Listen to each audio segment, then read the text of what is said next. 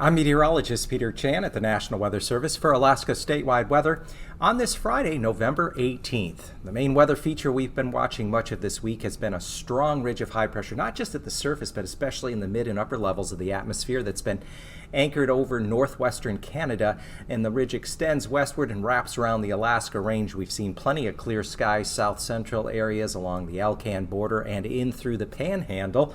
This feature is going to begin to break down now, and it will allow for a frontal band with low pressure lifting out of the North Pacific into the Gulf to spread a mix of some snow and a little bit, perhaps a little bit of freezing rain into portions of the Panhandle very late tonight into early Saturday morning. But temperatures should warm enough that the precipitation be mainly in the form of some rain during the day, especially Saturday afternoon, though in the far north Panhandle it still could stay mainly in the form of some snow as you go up Lynn Canal, especially toward White Pass.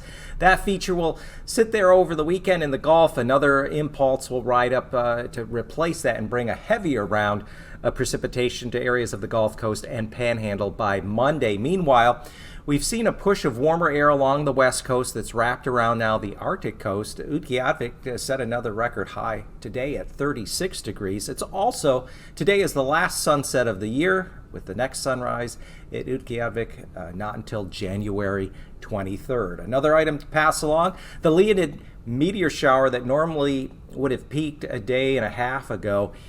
There could be a brief burst of meteor activity this evening, especially along eastern North America. Alaska's further west, but the time to look here in Alaska, since we have had clear skies, would be after 9 p.m.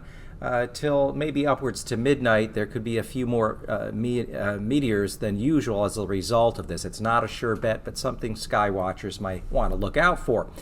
Otherwise, as we go through the weekend, we are going to see a couple additional impulses of low pressure coming up out of the North Pacific and then riding up into the western Gulf. So it'll keep the weather more active along the Gulf. Meanwhile, as the Gulf lows kind of get better established, the circulation around the backside of these lows are going to reverse the winds to colder north-northeast flow on the backside across the Bering Sea. So we expect temperatures to turn colder across the northern and central Bering Sea, and that colder air will push inland early next week with some snow in the west. For Alaska statewide weather, I'm Peter Chan.